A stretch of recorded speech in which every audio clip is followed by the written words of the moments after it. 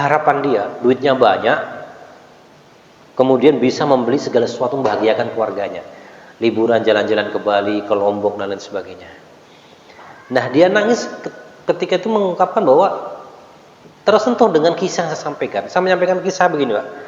Ada di luar negeri itu ada seorang ibu, seorang anak, seorang asisten rumah tangga. Ya, ibu ini sibuk dan sehari-hari anak ini ditemani oleh asisten rumah tangganya. Bapak yang merahmati Allah, biasanya, mohon maaf sekali, tidak dalam rangka merendahkan satu orang, tidak. Biasanya kalau di rumah-rumah kita itu, kalau asisten rumah tangga rata-rata pendidikannya sarjana atau tidak? Tidak ya, tidak. Oh enggak Pak, di rumah saya asisten rumah tangga saya S2 misalkan, master. Wah, enggak, silakan. Tapi kebanyakan tidak. Nah, karena terjadi masalah di rumah ini, maka memanggil seorang ahli psikolog datang ke rumah. Ahli psikolog ini punya ini Pak, punya alat uji yang sederhana sekali. Ibunya di ruang sini, anaknya di sini, asisten rumah tangganya di sini. Buat 10 pertanyaan. Bu, anaknya kalau besar mau jadi apa, Bu? Ibunya bilang apa? Dokter. Bibinya ditanya, Bi, kakak kalau besar mau jadi apa? Mereka terpisah. Kata bibinya apa? Guru bahasa Inggris. Konfirmasi ke anaknya, pindah anaknya. Kak, besar mau jadi apa? Guru bahasa Inggris. Yang benar siapa, Pak? Bibinya. Pertanyaan kedua. Ya. Bu, anaknya ini teman dekatnya siapa? Ibunya menyebutkan si B, teman dekatnya. Bibinya ditanya, siapa Bi teman dekatnya? Si C. Ditanya ke anaknya, teman dekat kamu siapa, Kak? C. Dari 10 pertanyaan itu, 9 yang benar jawaban bibinya dibandingkan ibunya. Ternyata dia merasakan itu. Ya, dia merasakan itu, saking sibuknya. Terus ngobrol-ngobrol dan lain sebagainya. Ya, memang fitrahnya perempuan itu di rumah. Tapi kalau memang mengharuskan, saya bilang ya ibu harus punya target berapa tahun ibu berada di luar. Jangan sampai kemudian fase anak-anak itu tidak ada sentuhan orang tua.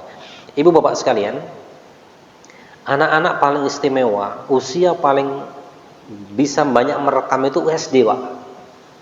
SD itu, anak SD itu daya rekamnya luar biasa. Coba bapak baca kisah-kisah umat-umat terdahulu. Imam Syafi'i itu 7 tahun sudah hafal Quran, sudah hafal kitab Al-Muwatta. Bertemu dengan penulisnya Imam Malik itu baru umur 12 tahun. Ya, Anas bin Malik 10 tahun itu sudah luar biasa ilmunya. Jadi orang terdahulu di 10 tahun pertama ini luar biasa, sudah memiliki ilmu yang banyak. Nah, anak-anak kita juga sama.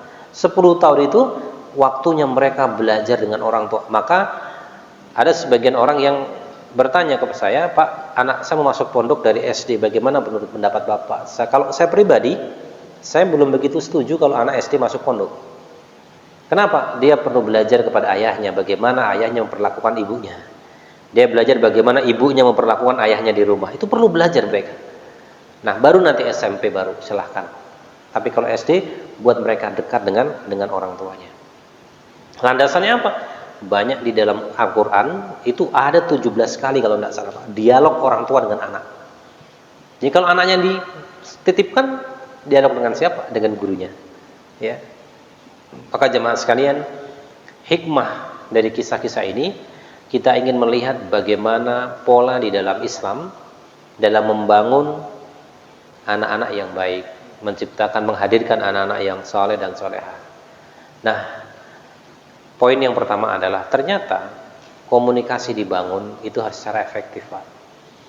Maka saran saya kepada bapak-bapak, sesibuk apapun kita bekerja, harus ada waktu untuk bermain dengan anak-anak. Harus, Pak. Meskipun secapek apapun, anak itu tidak tahu kita capek apa enggak. Ya, kalau kemudian kita tidak mampu mengambil hati anak kita, maka nanti dampaknya apa? Anak-anak itu ketika di SMP, dia nggak merasa nggak punya tempat untuk curhat. Kenapa? Ayahku sibuk, bapakku sibuk. Kenapa? Dia curhatnya ke temannya. Loh, sekarang di media sosial tuh nggak ada orang jelek, Pak, nggak ada orang jahat. Sejahat apapun coba, orang di media sosial tuh nggak kelihatan. Saya pernah ngasih tantangan kepada para mahasiswi. Coba lihat teman-teman yang mbak-mbak ini. Anda perempuan mahasiswi, bikin status galau coba. Di Facebook atau di TikTok atau dimanapun itu statusnya tenggalo lah. Pasti yang komentar di atas 80% laki-laki atau perempuan? Laki-laki, Pak. Pasti itu. Maka banyak ditemukan kasus asmara itu berawal dari media sosial. Itu banyak terjadi. Ya, curhat ini semua muslimin dan lain sebagainya, nggak dapat tempat curhat yang baik. Sampai ada seorang anak, dia SMA terkena korban bully, psikisnya kena, kemudian apa? Dia curhat bahwa dia menanyakan tentang orang tuanya. Pak, orang tua saya itu cari apa sih, Pak? Loh, kenapa? Setiap hari pergi pulang malam, kalau sampai rumah mereka berdua ada di kamar, kakak di atas, saya sendirian terus gitu. Jadi nggak ada waktu-waktu komunikasi. Maka Bapak Ibu yang rahmati Allah, jemaah sekalian,